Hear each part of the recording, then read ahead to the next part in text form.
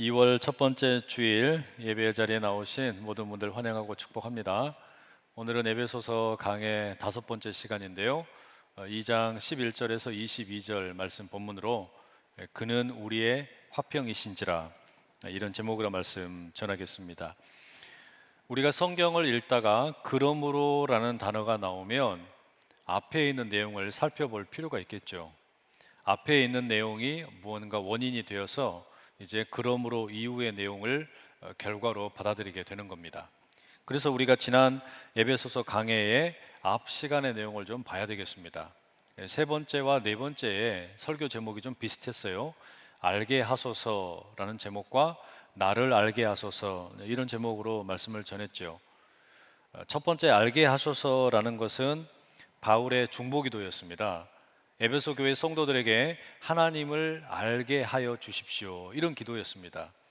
지혜와 계시의 영을 저들에게 부어주셔서 마음의 눈이 밝아지게 해주시고, 그래서 하나님의 부르심의 소망이 무엇인지, 하나님의 상속자가 되는 것의 그 영광이 얼마나 위대한 것인지, 하나님의 능력이 또한 얼마나 대단한 것인지 저들이 알게 해 주십시오, 하나님을 알게 해달라, 이런 기도를 했어요.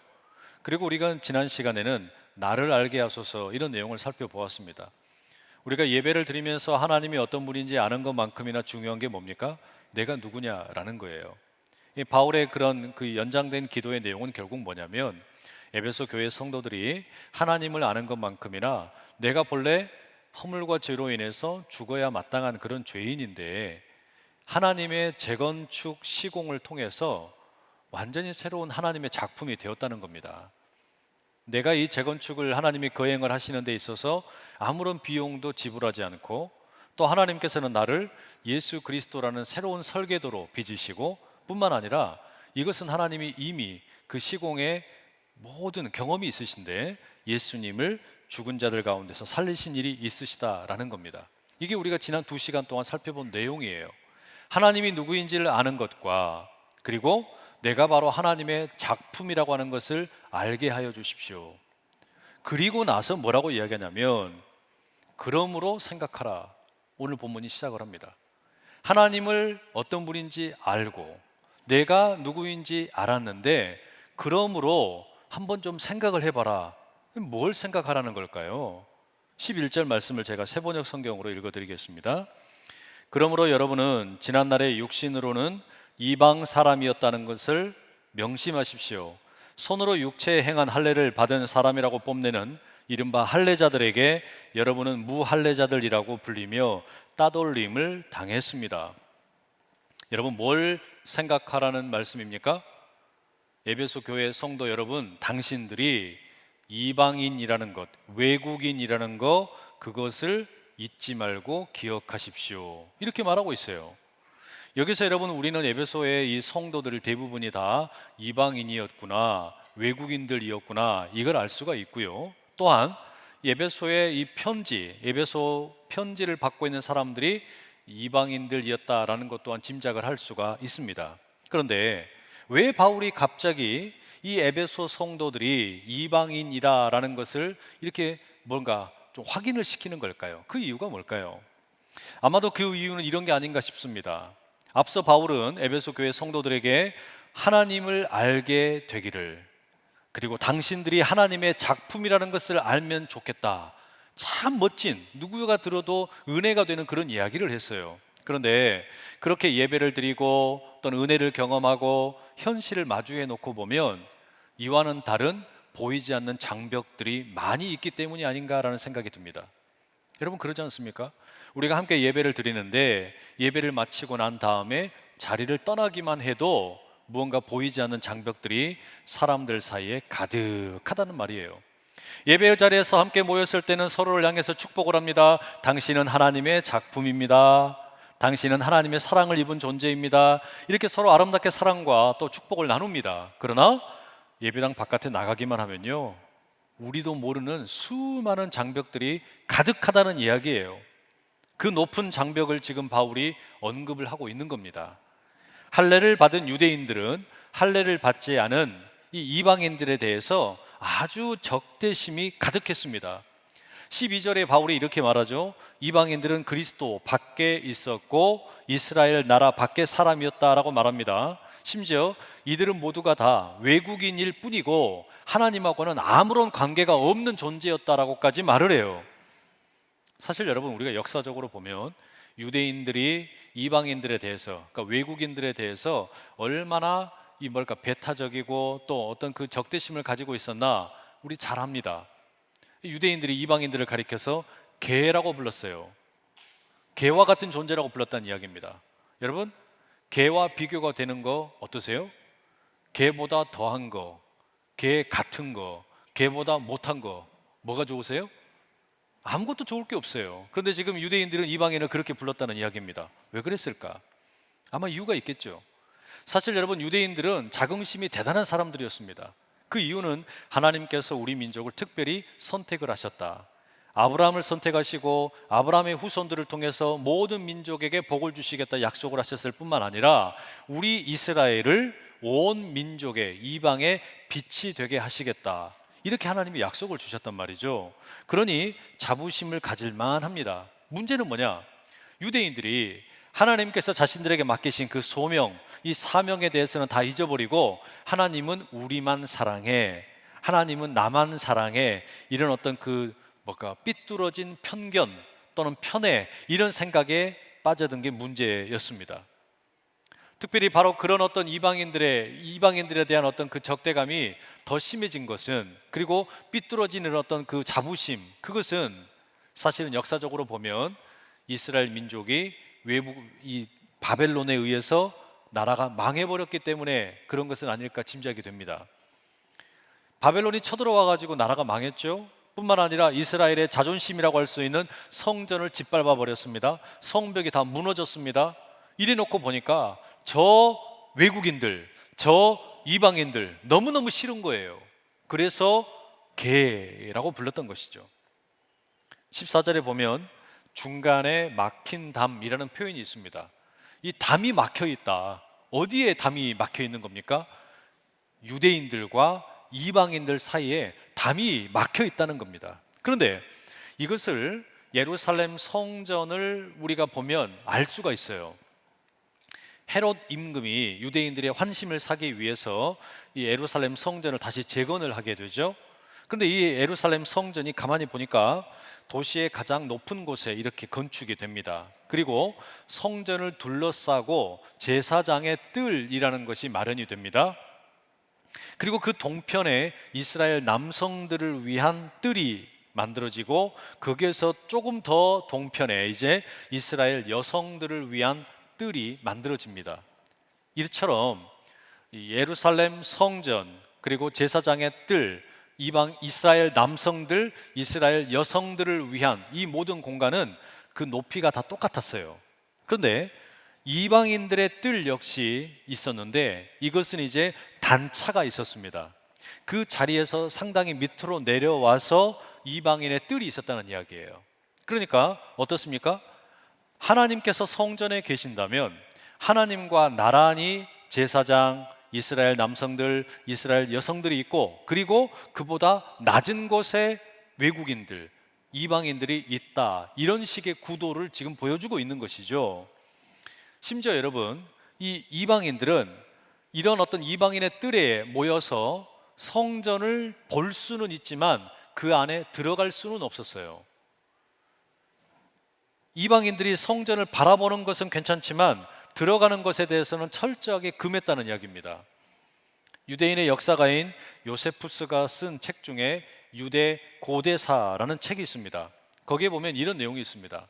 이 성전이 칸막이 돌벽으로 둘러싸여 있었고 외국인이 그 안으로 들어오면 사형에 처한다는 비문이 달려 있었다, 이렇게 적고 있어요. 그러니까 마치 군 부대에 철조망으로 딱 둘러싸고 있고 그 철조망에 보통 경고문이 붙어 있잖아요. 군사 시설이니까 들어오면 죽습니다, 들어오지 마시오, 경고문을 써놓는 것처럼 유대인들이 머물 수 있는 공간과 이방인들이 머무는 공간 사이에 그런 어떤 벽을 쌓아가지고 경고문을 잔뜩 붙여놨다는 이야기입니다. 그러니 이방인들은 성전의 뜰에 들어갈 엄두를 못 내는 거죠. 이런 일이 여러분 바로 유대인과 이방인 사이에 놓여 있는 담, 바로 그것을 가리키는 표현이란 말이죠. 어떤 이민 1세대 분이 이런 글을 남기셨더라고요. 한국에서 태어나셨는데 캐나다로 일찍이 이민을 가셨답니다. 그러니까 수십 년 전의 일이죠. 영어가 능숙하지 않기 때문에 그 영어권 사회에서 살면서 여러 해프닝들이 있었는데 하루는 그 보신탕이 너무 먹고 싶더래요. 그 이제 한국에 있을 때 그렇게 즐겨 먹었는데 이걸 못 먹으니까 그냥 답답한 거예요. 그래가지고 혹시나 하는 마음에 이제 커다란 마트에 갔답니다. 그 마트를 이렇게 돌아보니까 한 코너에 그 통조림 세트가 이렇게 놓여 있는 거예요. 이 영어를 잘 몰라서 이거 이제 더듬더듬 확인을 해보는데 이 통조림에 복숭아 그림이 있습니다. 아, 이 안에는 복숭아가 있구나. 또 옆에 보니까 참치 그림이 그려져 있는 캔이 있어요. 아, 여기 안에는 참치가 들어있구나. 그리고 나서 옆에 보니까 뭐가 있냐면 이 통조림에 고양이 그림이 그려져 있어요. 아, 이게 뭐지? 이런 생각이 들더래요. 그리고 난 다음에 또 옆에 보니까 뭐가 있냐면 이 통조림의 그림이 강아지가 그려져 있는 겁니다. 깜짝 놀랐대요. 야, 이것들 봐라. 이 나쁜 놈들 봐라. 나보고 무슨 보신탕 개고기 먹는다고 그렇게 비난하더니 알고 보니까 이것들은 아주 웃긴 놈들이네. 이것들은 벌건 대낮에 그냥 캔으로 쌓아놓고 지그들끼리 지금까지 다 해먹었구만. 이런 생각이 든 거예요. 그래서 어떻게 했겠습니까? 그날 밤에 그 강아지 그림 그려져 있는 캔을 잔뜩 사다가 배부르게 먹었다는 거 아닙니까? 우픈 이야기죠. 근데 여러분, 이런 식의 원주민과 이주민 사이의 갈등은 어디에나 있는 이야기입니다. 어디에나 있어요. 우리 한국 사회가 점점 다문화 사회가 되어가고 있습니다. 그러다 보니까 본래 우리 한국에 살던 분들과 이주민들 사이에도 그런 갈등들이 심심치 않게 벌어지고 있습니다. 교회 안에도 오랫동안 이 교회에서 신앙생활을 하던 분들과 새롭게 오신 새로운 가족들 사이에 때때로 보이지 않는 담벼락이 있어요. 기성세대와 MZ세대 사이에도 그런 담벼락이 있는 겁니다. 남성과 여성 사이에도 그런 담벼락이 있어요. 정치적으로 보면 민주당과 국민의힘 사이에도 그런 높은 담벼락이 있습니다. 보수적인 교회와 진보적인 교회 사이에도 이런 담벼락이 존재하는 것을 우리는 부인할 수가 없습니다. 그리고 이런 과정에서 우리 속에 어떤 생각이 스며들어오느냐, 우리와 그들이라고 하는 구분이 생겨납니다. 내 편, 우리 편과 저 상대편이라고 하는 구분이 생겨난다는 이야기예요. 그리고 이게 점점 심해지면 어떻게 되냐, 누군가를 따돌리고 왕따시키고 차별하고, 그리고 감정이 격해지면 적대감이 점점 들끓어오릅니다. 안타깝게도 한국의 정치 현실을 보면 저는 그런 생각이 많이 들어요. 이런 어떤 사회에 존재하는 적대감을 좀 이렇게 누그러뜨리는 그런 정치가 아니라 오히려 부추기고 혐오감을 오히려 위용하는 그런 정치를 하고 있는 것 같아요. 그게 참 안타까운 현실이에요. 이게 한국 사회의 비극 중에 하나입니다. 여러분, 우리 사회에 갈등 아닌 곳이 어디 있습니까? 갈등이 없는 곳을 찾는 게 너무너무 어려워요. 이게 왜 이렇게 갈등이 심하고 우리 편과 남의 편이 갈라져 있는 일들이 이렇게 심할까요? 그 이유가 뭘까요? 그 사피엔스라는 책을 쓴 유발 하라리가 2018년에 발표한 21세기를 위한 21가지 재현이라는 책이 있습니다. 이 책의 저자가 자신이 이스라엘 사람입니다. 그 히브리 대학교의 교수거든요. 그런데 이스라엘의 어떤 그 배타적인 문화에 대해서 보이지 않게 아주 적나라한 비판들을 막 합니다. 그 가운데 제가 한 구절을 좀 읽어 드릴게요. 민족과 종교, 문화 간의 긴장이 악화되는 원인은 나의 민족, 나의 종교, 나의 문화가 세계에서 가장 중요하며 따라서 나의 이익이 다른 누구의 이익이나 전체 인류의 이익보다 앞서야 한다는 자만심 때문이다. 저는 이게 전적으로 동의가 됩니다. 우리 사회에 수많은 갈등, 그리고 무언가 갈라지는 그 어떤 그 배후에 뭐가 있냐? 이 배타심, 배척하는 마음. 근데 거기에 뭐가 있는 겁니까? 자만심이 있는 거예요. 내 이익이 제일 중요하다. 작년에 2022년 새해에 트렌드가 어떻게 될 거냐 책들이 나와가지고 떠들러 보니까 올해 우리 한국 사회 코로나를 겪으면서 혼자 밥을 먹어야 되고 사람들과 관계가 어려워지고 이렇게 되면서 나노 사회가 될 거라는 지적을 해놨더라고요. 나노 사회, 세분화될 거라는 이야기. 오로지 모든 사람들이 각자 자기의 이익에만 몰두할 거라는 겁니다. 모든 사람이 내 이익이 아닌 것에 대해서는 관심이 없고 거기에 대해서 갈등하게 되고 만인의 만인을 향한 투쟁이 벌어질 것이다. 그런 일들이 우리 사회에 지금 벌어지고 있다는 거예요. 안타까운 일이죠. 여러분, 에베소서 본문에서 이야기하는 이 유대인과 이방인 사이에 뭐 담벼락이 있다라는 거, 이거 옛날 이야기가 아닙니다. 오늘 우리의 이야기예요. 그리고 이것은 여러분 다르게 이야기하면 이 배타성과 적대감이라고 하는 것이 실상은 인류의 아주 해묵은 과제이자 죄성이라는 말입니다. 다시 말하면 왜 우리가 살고 있는 사회 가운데 갈등이 이렇게도 많을까? 그 배후에 배타성과 자기중심적인 자만심이 있다라는 말입니다. 여러분, 우리는 살아가면서 옛날과 달리 이제는 비행기를 타고 다니면서 글로벌화 되어가는 세상에 살고 있습니다. 그래서 이 코로나 바이러스와 같은 것이 비행기 타고 우리나라에도 찾아오잖아요. 전국적인, 아니 전 세계적인 이런 어떤 그 바이러스의 위협에 노출이 됩니다. 이런 세상에 우리가 어떻게 살면 되겠습니까? 배타성이나 자만심을 우리가 극복하지 않으면 우리 사회는, 우리 교회는, 이 나라는, 이 민족은 절대로 한 걸음도 앞으로 나갈 수가 없을 겁니다. 그러지 않겠어요? 여러분, 바로 그런 의미에서 우리가 이 사도 바울의 이야기에 귀를 기울여야 됩니다. 바울은 유대인입니다.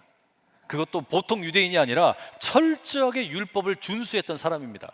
자기 유대 민족에 대한 어떤 자부심이 대단했던 사람이에요. 우리만이 하나님의 선택받은 백성이고 이 복음이 우리에게 주어진 것이다. 하나님의 율법은 우리 거다. 이런 생각을 가지고 살았던 사람입니다. 그런데 바로 그런 그가 예수 그리스도를 만난 다음에 뭐라고 말하는 겁니까? 유대인의 배타성에 대해서 철저하게 지금 반박을 하고 있는 겁니다. 왜 그럴까요? 예수님 만나놓고 보니까 교회가 교회 되려면요, 성도가 성도 되려면요, 이 배타성과 이 자기 중심성을 극복하지 않으면 절대로 불가능하다. 그것은 진짜 복음이 아니다. 그건 진짜 교회가 아니다. 이렇게 선언을 하고 깨달았기 때문입니다. 사도행전 21장 27절과 28절에 이런 기록이 있어요. 그 이래가 거의 참에 아시아로부터 온 유대인들이 성전에서 바울을 보고 모든 무리를 충동하여 그를 붙들고 외치되 이스라엘 사람들아 도우라. 이 사람은 각처에서 우리 백성과 율법과 이곳을 비방하여 모든 사람을 가르치는 그 자인데 또 헬라인을 데리고 성전에 들어가서 이 거룩한 것을 더럽혔다 하니, 여러분 이거 지금 무슨 내용이에요? 바울이 에베소 출신의 드로비모라는 사람과 함께 예루살렘의 시내를 좀 돌아다녔습니다. 그런데 어떤 유대인들이 이 바울을 모함을 하는 겁니다. 앞서 여러분 우리가 이 성전에 이방인은 들어갈 수 없다고 말씀을 드렸죠. 그런데 바울이 이 드로비모라고 하는 에베소 이방인을 데리고서 성전에 들어갔다는 거예요. 하지도 않은 일을 이렇게 모함을 해서 바울을 지금 공격을 하려고 했던 겁니다. 그런 일이 벌어지는 거예요. 그러니 여러분, 바울은 이 이방인들에 대한 유대인들의 분노가 얼마나 큰지, 그 배타심이 얼마나 큰지, 그 자만심이 얼마나 큰지를 너무너무 잘 알고 있었습니다. 그리고 에베소 사람 드로비모와 함께 그 일을 직접 겪었단 말이에요. 바로 그가 지금 에베소 교인들에게 편지를 쓰는 겁니다. 그러면서 뭐라 그러냐, 14절에 나와 있는 것처럼 유대인과 이방인 사이에 중간에 막힌 담이 있다. 이렇게 커다란 담이 있다. 이걸 너무나 잘 알고 있는 거예요. 극복될 수 없는 그런 막힌 담이 있다고 이야기하는 겁니다. 여러분, 예루살렘 성전에 그 이스라엘과 이방인들의 그 관계를 가로막고 있는 이 중간에 막힌 담, 그 담에 적혀 있는 침입자는 처형된다. 이 문구 속에는 유대인들의 두 가지 생각이 들어 있습니다. 첫째는 유대인들은 하나님과 아주 단단하게 연결되어 있다, 이 생각이 들어있는 것이고, 두 번째는 그러나 이방인들은 하나님과 연결될 수 있을지 모르지만 그 끈이라고 하는 것이 느슨하고 언제 끊어질지 모른다, 이런 생각이 들어있는 거예요. 바울은 지금 에베소 교회 성도들에게 편지를 쓰면서 이와 같은 유대인들의 생각을 철저하게 반박을 합니다. 복음은 그런 게 아니라는 거예요. 예수 그리스도를 통해서 우리에게 이제 나타난 하나님의 계획은 그런 게 아니라는 겁니다.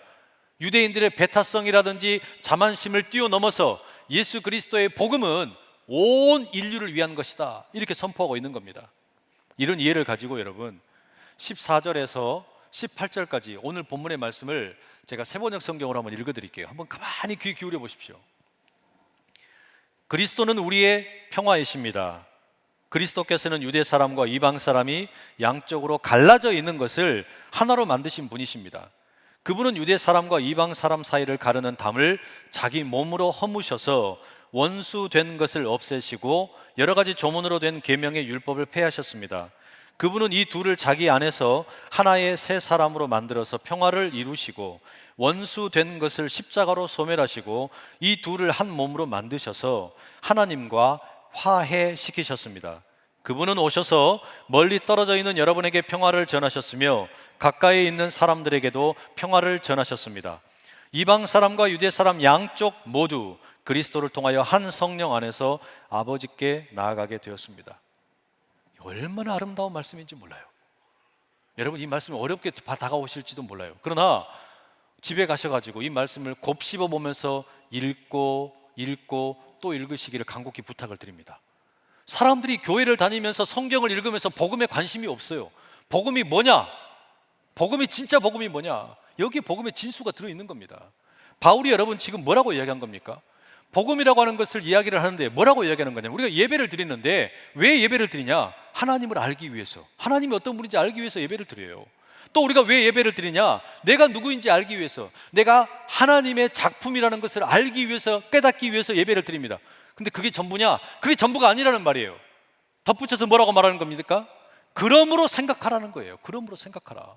하나님이 누구인지 알았다면, 그리고 내가 누구인지 알았다면 그러므로 좀 생각을 해봐라. 이게 얼마나 놀라운 일인지 좀 생각을 해봐라. 요 얘기하고 있는 겁니다.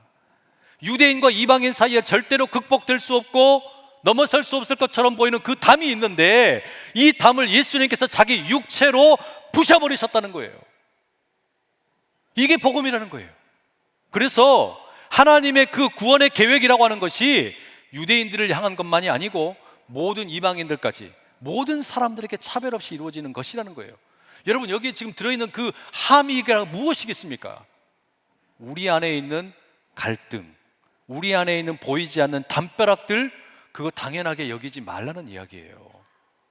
평화, 그러니까 뭔가 무슨 생색내는 이야기처럼 보이고 뭔가 저기 멀리 있는 이야기처럼 보이지만 그게 아니라는 이야기예요. 복음은 여러분 너무나 과격한 메시지입니다. 그런데 사람들이 어떻게 만드냐면 복음을 자꾸 길들여요. 내가 듣고 싶은 것만 듣는 거예요. 하나님을 아는 것만 원하는 겁니다. 내가 하나님의 작품이라는 것만 복음이라고 생각을 해요. 아니에요. 복음은 우리 안에 있는 담벼락을 무너뜨리는 게 진짜 복음입니다. 이것이 무너져야 진짜 복음의 역사가 일어난다는 이야기입니다. 여러분, 이걸 믿으실 수 있겠어요? 유대인들이 가지고 있던 그 배타성과 그 자만심을 철저하게 깨뜨리고 멀어져 있던 이방인들까지 모두 다 하나님에게로 들어갈 수 있도록 이끄는 거, 이 평화를 이루어내는 거, 그래서 어느 한 사람 소외됨이 없이 살도록 만드는 거, 이게 여러분 성경에 기록되어 있는 하나님의 복음의 핵심이라는 이야기입니다. 만약에 여러분 이게 믿어지신다면 저 이렇게 묻고 싶어요. 민주당과 국민의힘이 하나 될 수 있겠습니까? 대기업의 경영자와 민주노총이 하나 될 수 있겠습니까? 남한과 북한이 하나 될 수 있겠습니까? 말도 되는 소리 하지 마십시오. 그게 무슨 말도 안 되는 소리입니까? 아마 그렇게 생각하실 거예요. 당연히 그렇습니다. 우리 현실에는 그게 너무나 높은 벽이 있다는 것을 우리가 잘 알아요. 그건 현실이에요. 그게 맞아요. 그러나 우리가 믿는 바 복음은 뭐라고 이야기하냐? 그럼에도 불구하고 예수님께서는 자기 몸으로, 이 육체로 그 벽들을 다 깨부수셨다는 겁니다. 이게 복음이란 이야기예요. 복음은 우리가 생각할 때는 절대로 불가능한 것처럼 보이지만 그것을 부수는 하나님의 능력이란 이야기입니다. 사람들 사이에 배타성과 자만심과 적대감으로 인해서 갈등은 점점 심해지는데, 이 갈등을 오히려 조장하고 자기 이익을 극대화시키기 위한 정치 세력이나 그런 혐오나 이런 것들은 세상에 가득한데, 우리에게 원하시는 게 뭐냐? 하나님께서 기대하시는 게 뭐냐? 이 벽을 좀 허물어 달라. 이게 교회가 해야 될 일이라는 거예요. 이게 교회가 해야 되는 것이고, 이게 교회가 믿고 있는 복음의 역사가 나타나는 길이라는 겁니다.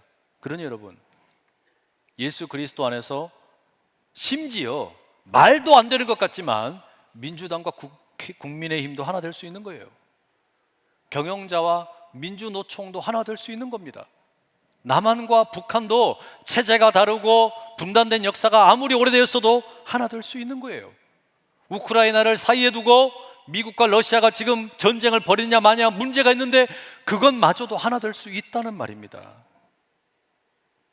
현실이 너무나 버겁지만, 말도 되지 않는 것 같지만, 그러나 복음을 붙들고 있는 우리에게 이걸 주문하고 있는 겁니다. 이게 예수님 안에서 실제로 일어난 일이라는 거예요. 유대인들과 이방인들 사이에 그 높은 담벼락, 그것마저도 깨부수신 예수님께서 우리의 삶에 바로 그와 같은 일들을 행하실 줄로 믿습니다. 그래서 여러분, 바울은 14절에 이렇게 선언하지 않습니까? 그는 우리의 화평이신지라. 그는 우리의 화평이신지라. 지난 목요일에 영상 촬영이 있었어요. 이 복음의 전함이라는 단체에서 저에게 영상을 좀 찍자고 요청을 했습니다.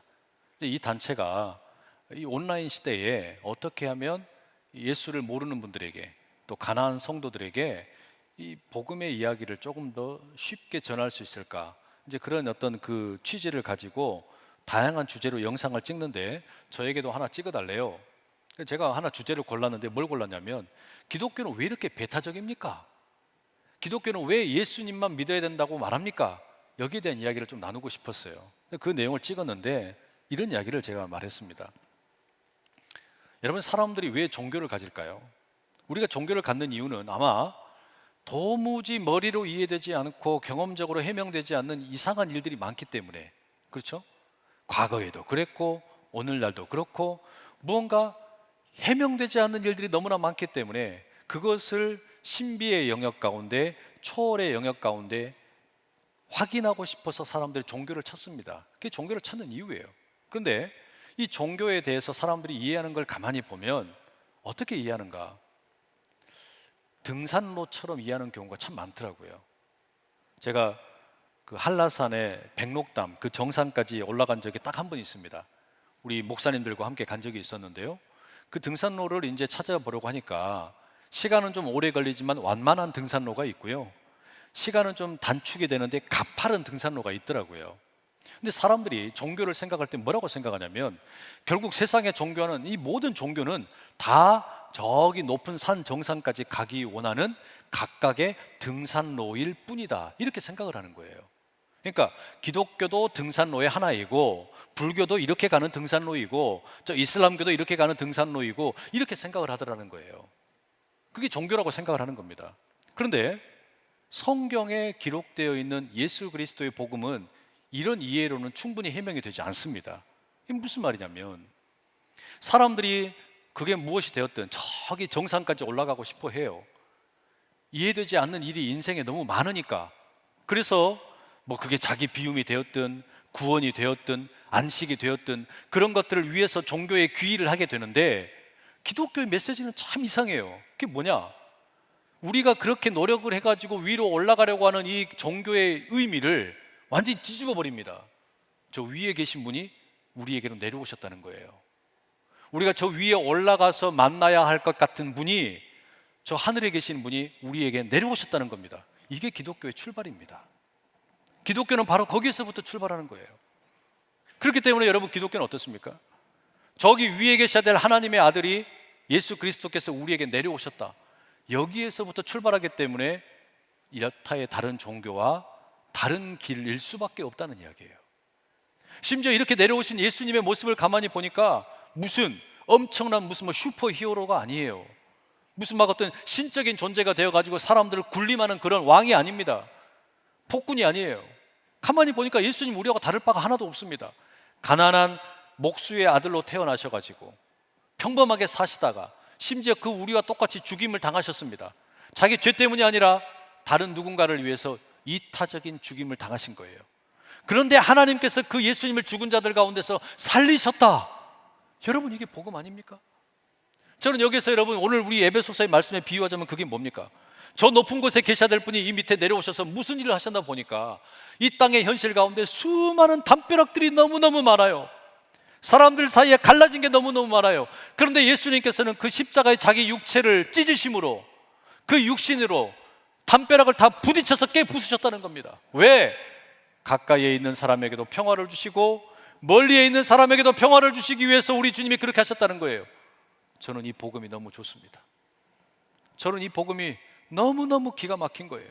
비록 우리 눈에 보이는 현실은 너무나 답답하고 이 현실 가운데는 담벼락이 아무리 많아 보일지라도 내가 믿는 예수님은, 내가 믿는 이 복음은 이 담벼락을 육체로 깨부수시는 그 주님의 능력임을 믿기 때문에 비록 버거워 보이지만 교회는 이 일을 해야 된다.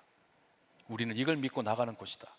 여러분, 여러분의 생애 가운데 바로 그와 같은 이 복음의 역사가, 평화의 복음의 역사가 그게 아무리 계란으로 바위를 치는 일처럼 보일지라도 우리가 이런 일을 함께 감당할 수 있는 하나님의 교회 될 수 있기를 간절히 축복합니다. 기도하겠습니다. 사랑하는 아버지 하나님, 복음의 그 깊고 오묘함 앞에 절로 고개를 숙입니다. 유대인들과 이방인들 사이에 그 높은 담벼락, 들어가면 죽는다 차별하고 배타적으로 자만심으로 가득했던 그 모든 길들, 우리 주님께서 육체로 깨 부수시고 가까이에 있는 이에게도 평화를 주시고 멀리 있는 이들에게도 평화를 주신 그 은혜를 우리가 다시금 돌아봅니다. 주님, 교회가 교회되고 성도가 성도되고 우리가 살고 있는 이 세상 가운데 빛이 되고 소금이 된다라는 거, 현실적으로 보면은 도무지 말도 되지 않는 일이지만, 그러나 복음 안에서 평화의 일을 감당할 수 있는 교회가 될 수 있도록 우리 모두를 주장하여 주시옵소서. 예수 그리스도의 이름으로 기도드립니다. 아멘.